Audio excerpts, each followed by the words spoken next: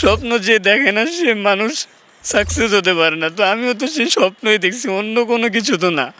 ولقد فتنا قبلهم قوم فرعون وجاءهم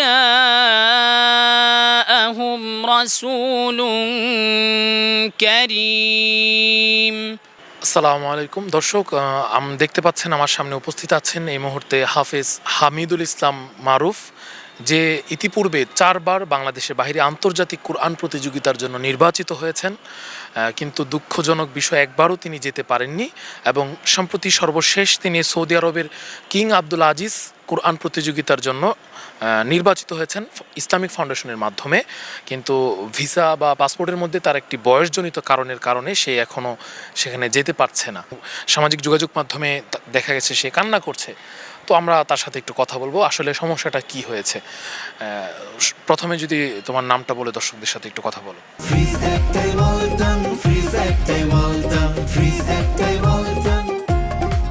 জি, আসসালামু আলাইকুম রহমতুল্লাহ।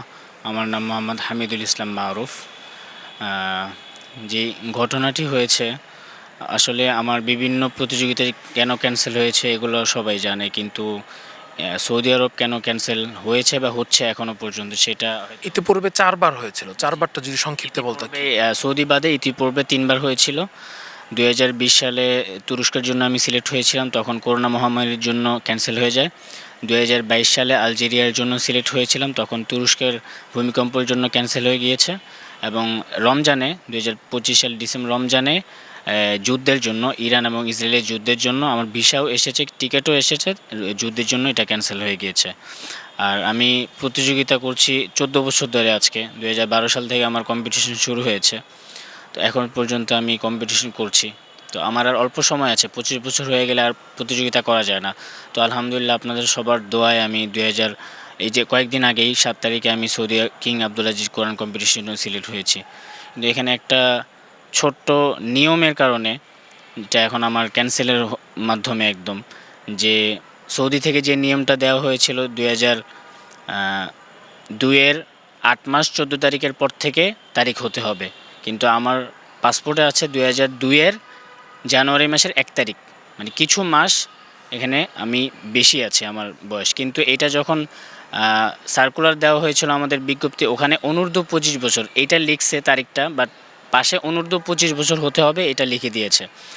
তো এখানে আমি সিলেক্ট হয়েছি রবিবারে, কিন্তু লাস্ট ডেট ছিল বৃহস্পতিবারে। তো বৃহস্পতিবারের লাস্ট সময় তো তারা দেখছে যে সার্ভারে আমার নাম নিচ্ছিল না, তখন ইসলামী ফাউন্ডেশন থেকে দেখেছে যে এই নিয়মটা আসলেই এরকমই, এই জন্যই আমার সার্ভারে নাম নিচ্ছিল না। তো তারাও এই 3-4 দিন খেয়াল করেনি। তারা খুব চেষ্টা করেছে, তারা বিগত খবরগুলো আমার জানে, এই জন্য তারা খুব চেষ্টা করেছে। এবং ইসলামী ফাউন্ডেশনের পরিচালক যিনি আছে হারুন স্যার, উনি খুব নিজ থেকে, খুব মহব্বত করে নিজ থেকেই সব কিছু করতে চেয়েছেন, সবাইকে বলে দিয়েছে যাতে আমার কাগজপত্র ঠিক হয়। কিন্তু ভাগ্য যে দেখেন, আমি আসলে 14 বছর কেউ কোরআন প্রতিযোগিতা এখন পর্যন্ত করেনি, এবং আমি শুধু 4বার সিলেক্টই হইনি, 21 বারের মতো আমি শুধু 2 নাম্বারই হয়েছি। তো অনেকে বলেছেন যে শুধু কোরআনে এটার জন্য স্বপ্ন দেখে, এটা ভুল কথা একদম। মানে আমি যদি টাকা কামানো যেহেতু আমি বিভিন্ন রাষ্ট্রে বিভিন্ন ইউরোপেও যেতে পারতাম, কিন্তু আমি যেতে যাইনি একমাত্র যে আমি কোরআন নিয়ে এত মেহনত করছি, এত কান্নাকাটি করছি, যে এটার ফল না পেয়ে কিছুই করতে পারতেছি না। শুধু একমাত্র বাংলাদেশকে রিপ্রেজেন্ট করব, কোরআনকে চিনাবো, কোরআনের মাধ্যমে বাংলাদেশকে চিনাবো, শুধু এই কারণে আমি এত বছর কোরআন প্রতিযোগিতা করছি। তো এইটা কি আমার ভুল? স্বপ্ন তো সবাই দেখে, আমি জানি যে স্বপ্ন যে দেখে না সে মানুষ সাকসেস হতে পারে না। তো আমিও তো সেই স্বপ্নই দেখছি, অন্য কোনো কিছু তো না। আমি শুধু একটাই আবেদন করব, এখনও পর্যন্ত আমি জানি যে যদি ইসলামিক ফাউন্ডেশনের মাধ্যমে, পররাষ্ট্র মন্ত্রণালয়ের মাধ্যমে যদি সৌদি অ্যাম্বাসিতে যদি যোগাযোগ করা হয়, তারা আমাকে সময় দিবে। আমি শুধু এই সময়টাই, আমি 2টা দিন সময় চাই। বিগত এক রাষ্ট্রে অনেকে সিলেটে যেতে পারে না এগুলোর কারণে, তাদেরকে সময় দেওয়া হয়েছে, কিন্তু আমাকে একদিনও সময় দেওয়া হয়নি। ওই লাস্ট মুহূর্তে আমি জানছি, সবাই জানছে যে আমার এই জটিলতা। তো আমি শুধু এই সময়টাই, 2 দিন সময়টাই চাই। বাংলাদেশের রাষ্ট্র চাইলে সব কিছুই পারে, এই সময়টাই শুধু আমি চাই, আর কিছুই না। আমরা যেমনটা মারুফের কাছ থেকে শুনলাম যে যৌক্তিক একটি বিষয় এখানে সামনে আছে। আমরা আশা করব যে ইসলামিক ফাউন্ডেশন এবং পররাষ্ট্র মন্ত্রণালয় কর্তৃপক্ষ মারুফের বিষয়টা দেখবেন, যেহেতু আমাদের বাংলাদেশে প্রতি বছরই কোরআনের প্রতিযোগিতায় পুরো বিশ্বে আমরা সবচেয়ে চ্যাম্পিয়ন বলা যায়। আশা রাখবো যে মারুফ আমাদেরকে সেই চ্যাম্পিয়নশিপ এনে দেবেন ইনশাল্লাহ। তো মারুফ, আমরা আশা রাখছি ইনশাল্লাহ আমাদের এই প্রতিবেদন প্রকাশের পর ইসলামিক ফাউন্ডেশন কর্তৃপক্ষ এবং পররাষ্ট্র মন্ত্রণালয় কোনো একটা ব্যবস্থা ইনশাল্লাহ করবেন। তো দর্শকদের উদ্দেশ্যে তুমি ছোট্ট তোমার কণ্ঠে আমরা একটু মধুর কোরআন তেলাওয়াত শুনতে চাই, অল্প করে যদি একটু কোরআন তেলাওয়াত শোনাতেন।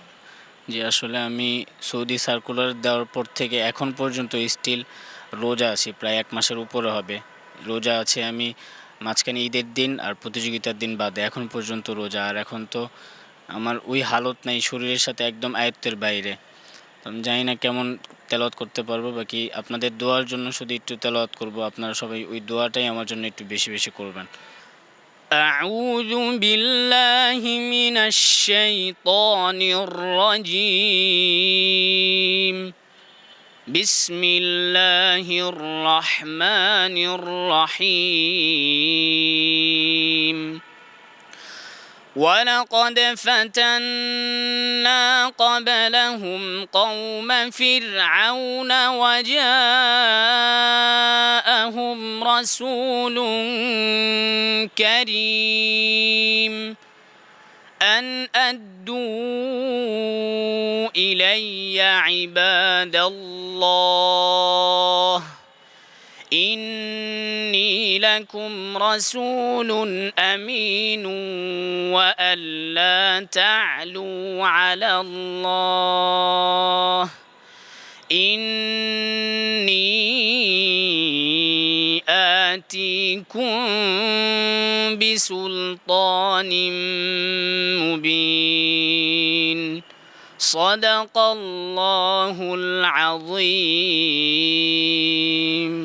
মাশাল্লাহ, মারহাবা।